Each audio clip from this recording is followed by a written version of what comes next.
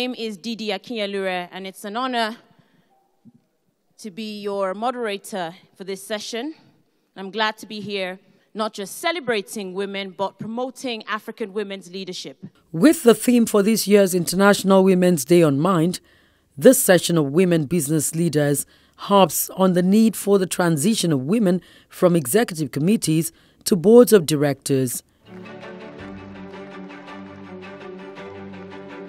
The executive vice chairman of Globalcom, Bella Disu, shares the story of her journey to the board of directors at the age of 18.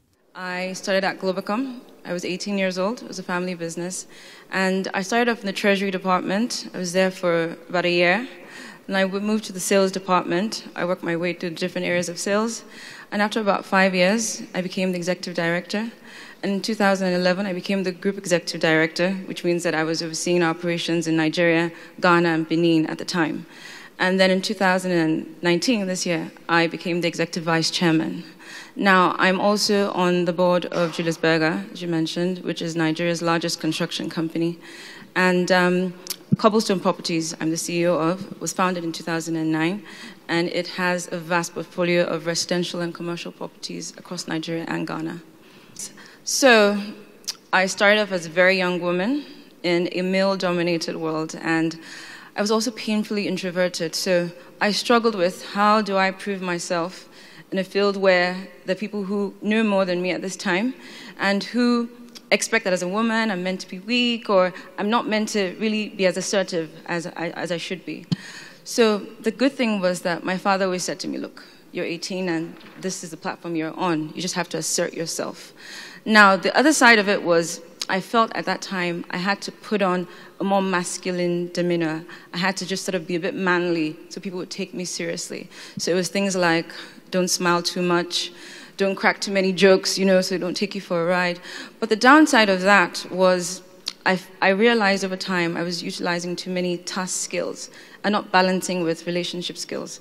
Now, we know that to be a transformational leader and to really impact, you want to make sure that you have a good support system of people working with you that you connect with beyond the everyday business knowledge. So that was a challenge that I had. And it was also the assumption that everything came to me easily because my father was the chairman of the company. But thankfully, I had really rigorous training. Here I was, an 18-year-old with front row seats to now growing what is one of the largest telecommunications companies in Nigeria. Now with 45 million subscribers, I got a front row seat to seeing how products were being formed with our marketing unit, seeing how TV commercials were put together, rolling out the network all over Nigeria. And so it was never a time where I wasn't put to work. I had to prove myself. I was working sometimes daily, Sunday, working till 10 p.m. So. And now, other women at the session have insights to share on their business careers. They make demands. What has been important maybe in my own career, because I think I only can give a personal testimony, is that I decided to sit on the table. Not just sit behind the mail and never leave the table, because sometimes you don't feel at the right place. When you arrive in a meeting room, you will let men sit first, and then you find for a chair to sit. Then the second thing is to ask the silly question, because a lot of men, sorry for men, just stay in the room, please. They seem so confident in a meeting, when they have a file, when they have to discuss an issue.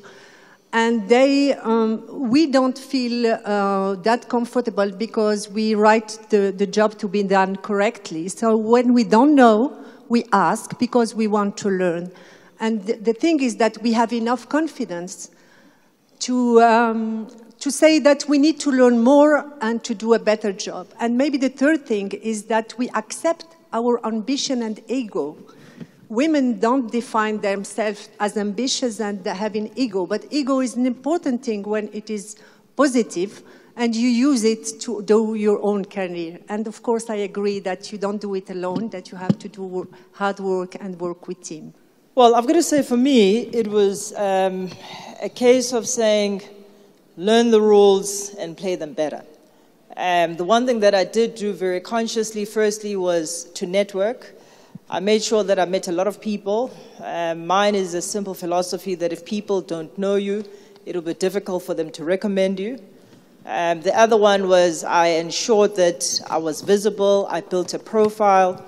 And what I did in that instance was I spoke at a number of events which were finance-oriented. I was a writer for a finance piece, Market Tracker, for over 8 years.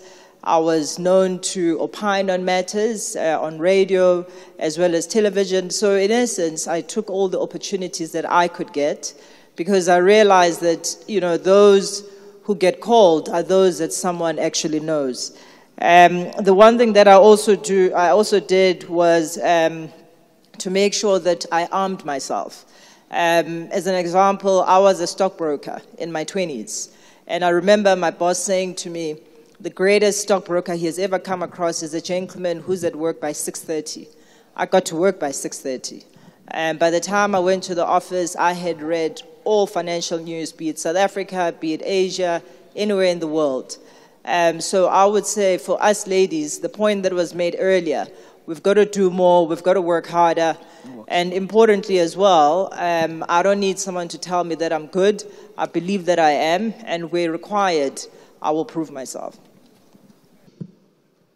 On the basis of that, regional... The session on Leaders' Voice features conversations with prominent political figures, including some Nigerian leaders. Question to both governors, and then we can try and get some more voices in. The idea of regional, regions coming together, whether in the South, or, as I know, that is the case also in the Southwest, where my good friend and brother and colleague also comes from.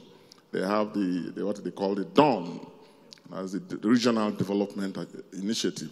We have the Breast Commission, Bayelsa, Rivers, Akwa Ibom, Cross River, and Edo, meaning all the 6 states in the Niger Delta. And that was started some years back.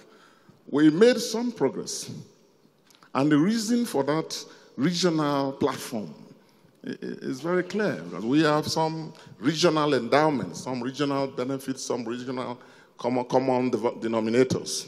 And the thinking was that if all those regions came together, then those kind of things that as regional governments we may not be able to do, we would then be able to pool our resources. I believe everybody in this audience knows that my state and my region, the South-South region, is where you have the oil and gas assets in Nigeria, and it's been so for over 60 years and counting.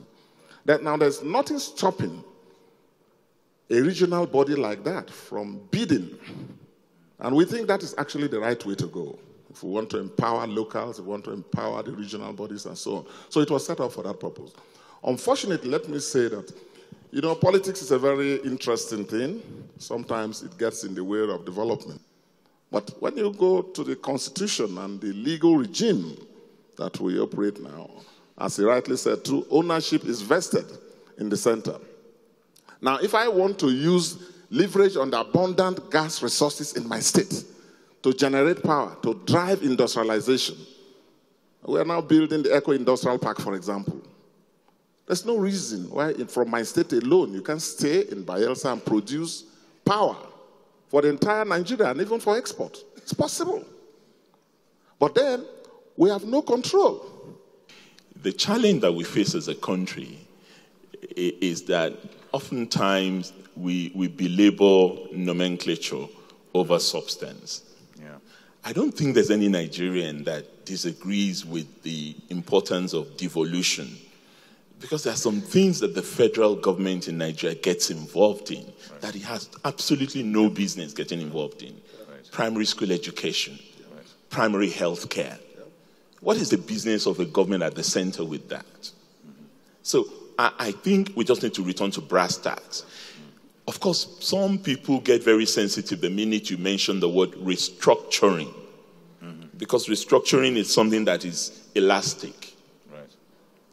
So we need to be precise, we need to be focused on what we mean and how we intend to ensure that we bring government nearer to our people. But just as you can devolve effective governance, you can also decentralize corruption.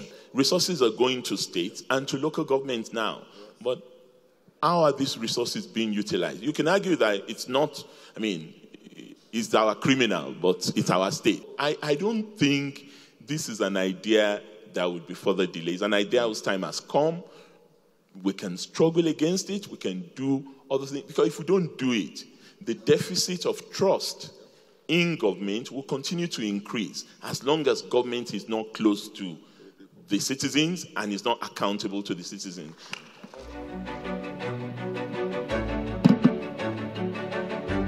Other notable sessions include private sector financing, industry outlook on agribusiness in Africa, financing, health and logistics, among others.